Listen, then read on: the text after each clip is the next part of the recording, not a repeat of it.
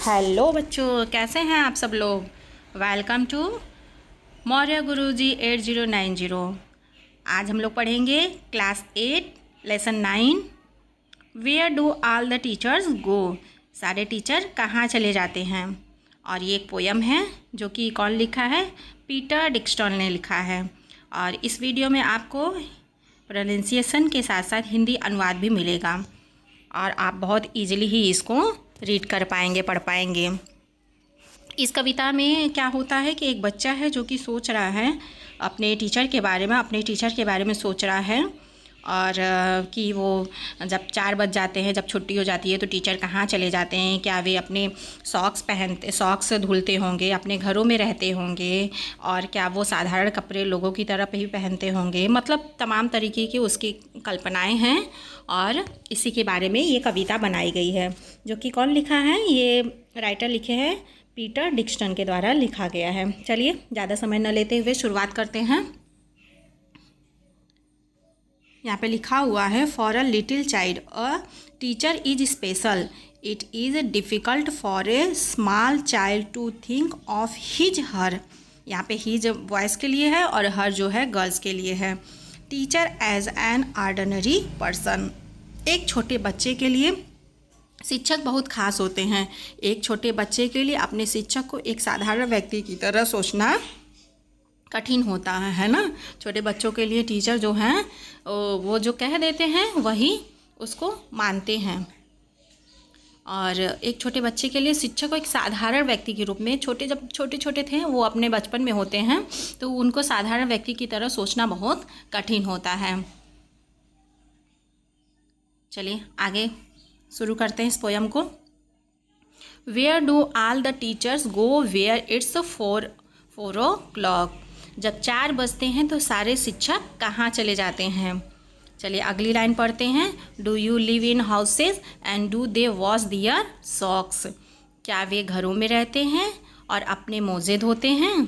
सोचिए एक छोटा बच्चा है जो कि एकदम जो 3-4 ऐसे क्लासों में पढ़ता है और वो ये सारी चीज़ें सोच रहा है, कल्पनाएं कर रहा है कि जब 4 बज जाते हैं तो सारे शिक्षक कहाँ चले जाते हैं। उसके पहले तो सारे टीचर स्कूल में रह करके पढ़ाते हैं, फिर जब 4 बज जाता है, छुट्टी हो जाती है, तो सारे टीचर कहाँ चले जाते होंगे। क्या अपने घरों में रहते होंगे और अपने मोजे धोते होंगे। चलिए आगे देखते हैं। Do they wear pyjamas and do they watch TV. क्या वे पैजामा पहनते हैं, साधारण कपड़े। पैजामा पहनने का मतलब है कि क्या वे साधारण कपड़े पहनते होंगे लोगों की तरह, और क्या वो टीवी देखते हैं। चलिए आगे लाइन देखते हैं। And do they pick their noses the same as you and me. क्या वे भी हमारी तरह नाक में उंगली करते हैं। सोचिए बच्चा इस तरीके की कल्पनाएं कर रहा है, इतना छोटा बच्चा है, वो कल्पनाएं कर रहे हैं क्या वो मेरे और आपकी तरह भी नाक में उंगली करते होंगे। चलिए आगे देखते हैं। Do they live with other people, have they mums and dads. चला इसका हिंदी अनुवाद क्या है। क्या वे दूसरों के साथ रहते हैं, क्या उनके माता पिता हैं। यही अब देखिए वो ये भी सोच रहे हैं कि उनके माता पिता हैं। इतना छोटा बच्चा ये कल्पनाएं कर रहा है। आगे की लाइन देखते हैं क्या है। And were they ever child and they ever bad. क्या वे भी कभी बच्चे थे, क्या वे कभी शरारती थे। अब छोटी मतलब वो बचपन में चले गए। क्या वे कभी हम लोग की तरह, जैसे वो बचपन उनका है, इस समय बचपना है, वो सोच रहे हैं क्या टीचर्स भी कभी बचपन था उनका, क्या कभी शरारत करते थे। चलिए आगे की लाइन देखते हैं। Did they even never spell right, did they इवर make mistakes. अनुवाद देखते हैं क्या है। क्या वे उन्होंने कभी गलत स्पेलिंग की थी, क्या वे भी कभी गलती करते थे।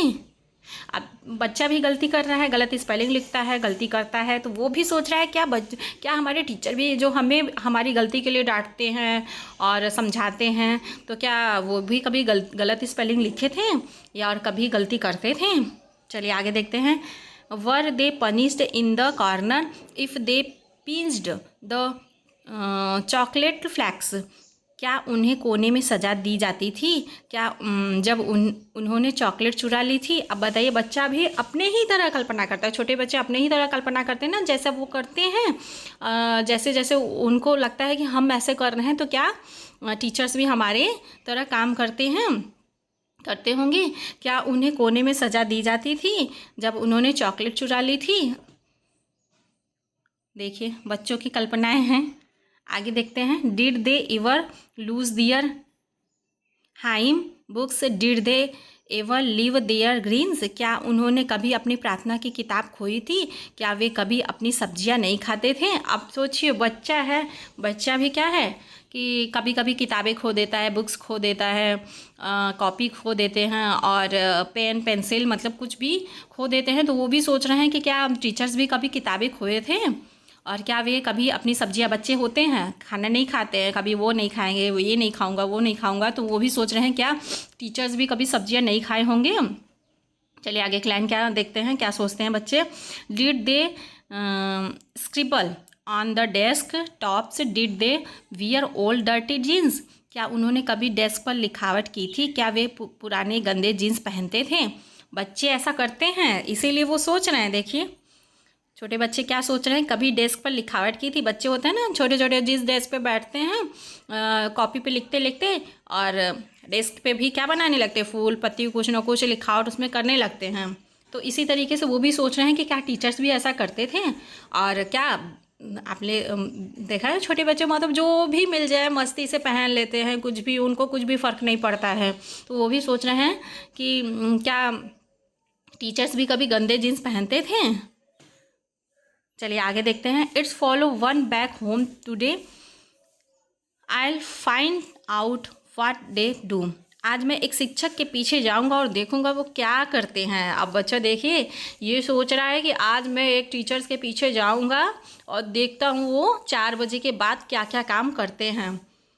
जिज्ञासाएं होती है ना बच्चों के अंदर। छोटे छोटे बच्चे हैं जो समझ लीजिए नर्सरी, LKG, UKG, 1, 2 ऐसे पढ़ते हैं और इस तरीके की कल्पनाएं कर रहे हैं, और उसी को राइटर पीटर डिक्सन ने इस कविता में दिखाया है। चलिए आगे की एक लाइन और बची है। Then I will put it in a poem that they can read to you? फिर मैं उस पर एक कविता लिखूंगा ताकि वे तुम्हें पढ़ा सकें। ठीक, अब ये भी देख रहे हैं, मैं देखूंगा और उसके बाद एक कविता भी लिखूंगा। बच्चे की जिज्ञासा है कि मैं देखूंगा और एक कविता लिखूंगा ताकि वे तुम्हें पढ़ा सकें। चलिए इस कविता का सारांश देख लेते हैं थोड़ा सा। क्या है यह कविता एक छोटे बच्चे के मन में उठे जिज्ञासापूर्ण सवालों पर आधारित है।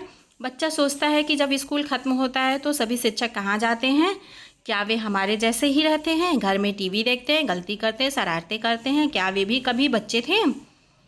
चलिए अंत में क्या है, अंत में बच्चा तय करता है कि वह भी एक शिक्षक का पीछा करेगा यह देखने के लिए कि असल में क्या करते हैं, और फिर वह उस पर एक कविता लिखेगा। बच्चा इतना जिज्ञासापूर्ण सवाल है उसके मन में कि वो टीचर जो हमें पढ़ाते हैं वो 4 बज जाता है तो क्या क्या काम करते होंगे, ये मैं मेरी तरह ये करते होंगे, मेरी तरह वो करते होंगे, शरारतें करते होंगे, डेस्क पे लिखा होगा, गंदी जीन्स पहने होंगे, ये है। और जिज्ञासा इतनी है कि आज मैं जाऊंगा, टीचर्स के पीछे जाऊंगा और देखूंगा वो क्या करते हैं। चलिए यहाँ पे ये पोयम तो ख़त्म है, फिर उसके बाद कुछ मीनिंग है, वर्ड मीनिंग, प्रोनाउंसिएशन है, उसका देख लेते हैं क्या है। फर्स्ट मीनिंग है टीचर, टीचर मतलब शिक्षक। गो मतलब जाना। नेक्स्ट मीनिंग है क्लॉक माने घड़ी। लिव, स्पेलिंग आप लोग अच्छे से देखते जाइएगा। लिव माने रहना। नेक्स्ट है हाउस माने घर। नेक्स्ट मीनिंग है वॉश माने धोना। नेक्स्ट है सॉक्स माने मोजे। नेक्स्ट मीनिंग है वियर माने पहनना। नेक्स्ट मीनिंग है वॉच माने देखना। पिक, नेक्स्ट मीनिंग है पिक माने चुनना या नाक में उंगली डालना। नेक्स्ट है नोज माने नाक। स्पेल, नेक्स्ट मीनिंग है स्पेल मतलब शब्द बनाना या वर्तनी। मिस्टेक्स, नेक्स्ट मीनिंग है मिस्टेक्स माने गलतियाँ। पनिश्ड माने सजा दी गई। नेक्स्ट मीनिंग है कॉर्नर माने कोना। नेक्स्ट मीनिंग है पिंच्ड माने चुराया। नेक्स्ट मीनिंग है फ्लैक्स माने टुकड़े। लूज माने खो देना। नेक्स्ट मीनिंग है स्क्रिबल माने लकीरें बनाना। नेक्स्ट मीनिंग है फॉलो माने पीछा करना। नेक्स्ट मीनिंग है फाइंड आउट माने पता लगाना। नेक्स्ट मीनिंग है रीड माने पढ़ना। अगली है एवर माने कभी। नेक्स्ट है नेवर माने कभी नहीं।